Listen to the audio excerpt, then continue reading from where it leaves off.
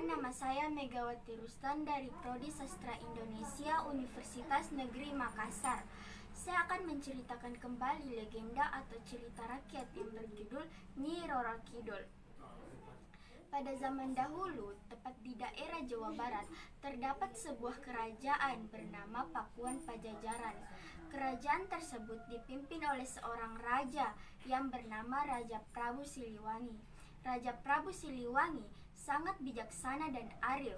Rakyatnya sangat bahagia dan menghormati sang raja karena kepemimpinannya yang membuat hidup para rakyat sejahtera.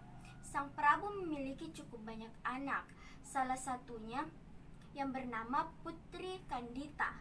Putri Kandita adalah seorang gadis yang cantik jelita, baik hati dan sangat persis dengan ayahnya, dan ia merupakan calon pewaris tahta kerajaan Sang Prabu Siliwangi kelak. Mendengar keinginan sang raja untuk menjadikan Putri Kandita sebagai pewaris tahta kerajaan, para selir dan anak-anak lainnya tidak rela dan tidak setuju Putri Kandita menjadi pewaris tahta kerajaan Sang Prabu.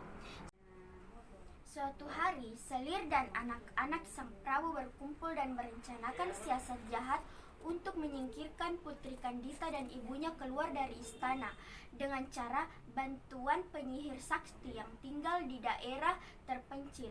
Setelah semua itu terencana, sang penyihir melaksanakan tugasnya dengan ilmu hitam. Ia menyihir Putri Kandita dan ibunya agar menderita penyakit kusta. Suatu hari Putri Kandita dan ibunya bangun dari tidurnya. Wajah mereka berubah menjadi buruk rupa. Ternyata mereka mengidap penyakit kusta. Sang Prabu kebingungan karena penyakit orang-orang kesayangannya tak kunjung sembuh.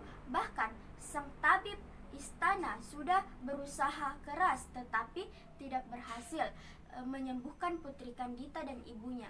Penyakit Putri Kandita dan ibunya bertambah parah. Tubuh mereka semakin lemah karena sudah tidak dapat lagi menahan rasa sakit yang dia derita. Putri Kandita dan sang raja sangat terpukul dengan meninggalnya permaisuri. Sang Prabu juga selalu termenung karena putrinya tidak menunjukkan tanda-tanda kesembuhan, yang mana Putri Kandita yang akan menggantikan posisinya di kerajaan kelak. Suatu hari, para selir dan anak-anak Sang Prabu menemui Sang Prabu untuk memberikan usulan agar Putri Kandita diusir dari kerajaan. Dengan berat hati, Sang Prabu menerima usulan itu. Tak sengaja Putri Kandita mendengar pembicaraan mereka dan ia memutuskan untuk pergi meninggalkan kerajaan. Dalam suasana hati yang kecewa, sedih dan kebingungan, Putri Kandita keluar tanpa tujuan. Berjalan berhari-hari, akhirnya Putri Kandita tiba di pesisir pantai selatan Pulau Jawa. Melihat batu karang, ia pun beristirahat karena kelelahan. Dalam tidurnya, Putri Kandita bermimpi mendengar suara gaib yang menyuruhnya menceburkan diri di pantai. Ceburkanlah dirimu ke dalam laut, Putri Kandita. Jika kamu ingin sembuh dari penyakitmu, kulitmu akan kembali mulus seperti sedia kala. Putri Kandita pun terbangun dari tidurnya dan mencoba melakukan apa yang suara gaib itu katakan. Dan akhirnya kulit Putri Kandita berangsur baik dan menjadi mulus seperti sedia kala. Kesembuhan Putri Kandita tidak membuat ia kembali ke istana. Dia memilih untuk menetap di pantai selatan. Sejak tinggal di sana, Putri Kandita sangat terkenal dengan kecantikannya. Banyak pangeran yang ingin melamarnya, namun sebagian dari mereka mundur karena Putri Kandita mengajukan persyaratan yang sangat sulit, yaitu mengadu kesaktiannya di atas gelombang pantai laut. Ternyata tak ada satupun yang mampu mengalahkan Putri Kandita. Mereka hanya menjadi pengikut setia yang selalu mengawal sang putri kemanapun ia pergi. Sejak itulah Putri Kandita dikenal sebagai Ratu Penguasa Laut Selatan Pulau Jawa.